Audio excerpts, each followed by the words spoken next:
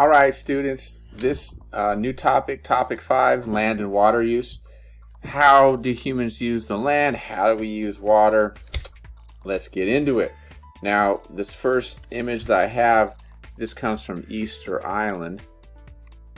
And some of you may have heard of Easter Island. It's a very isolated island.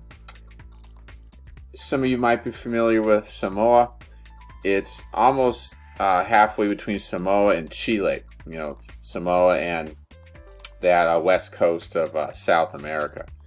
Or French Polynesia, in between French Polynesia. It's kind of in between French Polynesia and Chile in South America.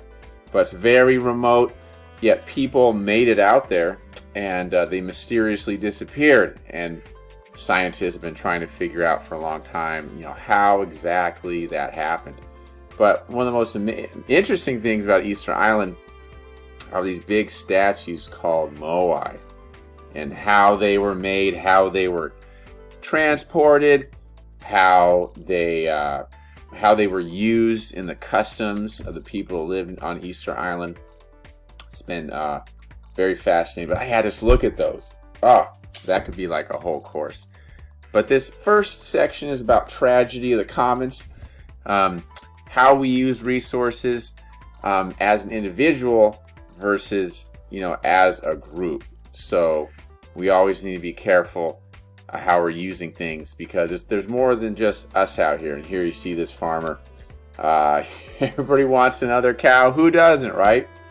It's like our human nature to just want more stuff. But as we'll see in the goldfish lab, you know, that can be detrimental. But let's look at this enduring understanding. This is going to run throughout all of topic 5. But when we use the natural systems, we alter them. So these natural resources, primarily, you know, for this section, we have water and land. When we look at water, rivers, lakes, you know, and then as you get smaller streams, but also, you know, the groundwater here in California and throughout this country. Well, in the Midwest mainly, here and in the Midwest primarily. We're looking at groundwater usage, mostly because of agriculture. In California, we have a lot of agriculture that relies on groundwater in the San Joaquin Valley, up around Sacramento, north and south. But here in Long Beach, we do rely on groundwater too. About half of our water that comes out of your taps when you take a shower, wash your hands, half of that water comes from groundwater. The rest of it comes from surface sources from Northern California, and then some from the Colorado River. And we come into land here.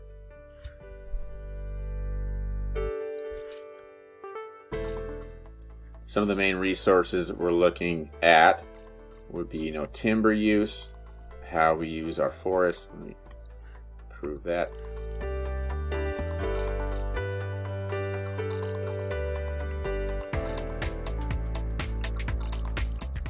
And also under the land, right, where we get fossil fuels, coal, oil, and natural gas. We'll get into that more in the next topic, topic 6, when we go more into energy. We'll have here, because it does affect our land.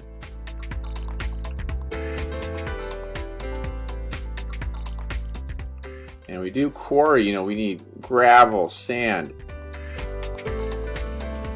So that's called making a quarry. On the 605, you go on the 605 freeway, you drive north to 210. You can see a lot of quarries just off as you go north to the left of the freeway around City of Industry. So this first tragedy of the commons, it's when a social and political problem in which each individual is incentivized.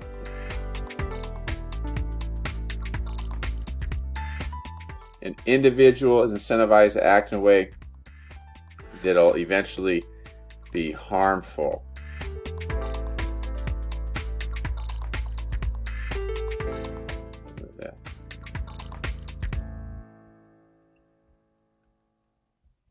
harmful to all individuals. Okay, so each person is going after, they're kind of being selfish,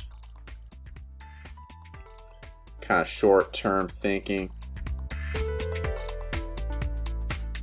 And as we know, that's the kind of being only about yourself, having that short-term mindset is not good over the long term. So that is what the basic concept is. Pretty simple. Remember, these are shared resources. People have access to them. So on Earth, those things, mainly today, since most countries control land, be the oceans. That's kind of the commons that we're looking at in most respects today.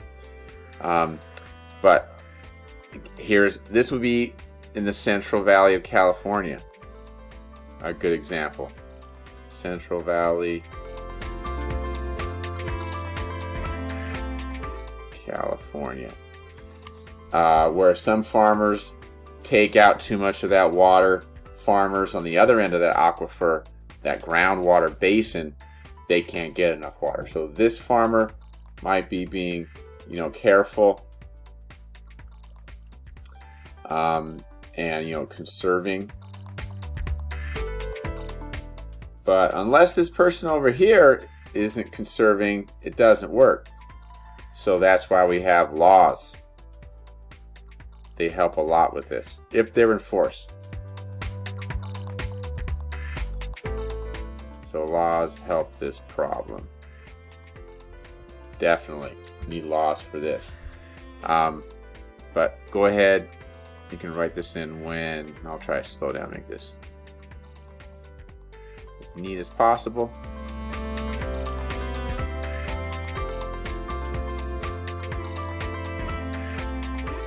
Short-term interest leads to tragedy for all. As we saw in the goldfish lab, or you will see in it, too many people take too many goldfish, then you run out, and nobody has any goldfish.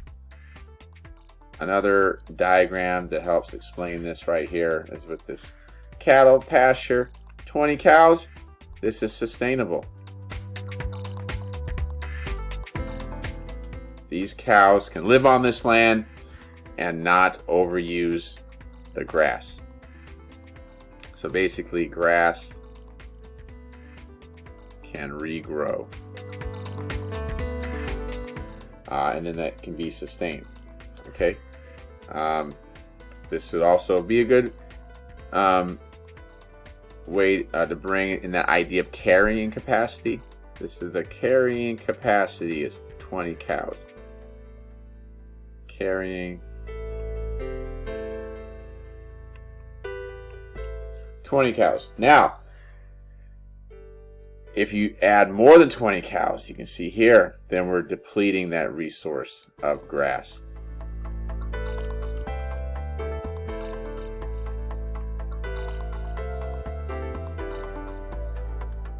And then you're eventually going to be, cows are going to start dying. There's not enough grass to feed them. They're getting diseased. It's just not working out. It's too many cows for that pasture. There we go. That's nice. And we might call this the tipping point.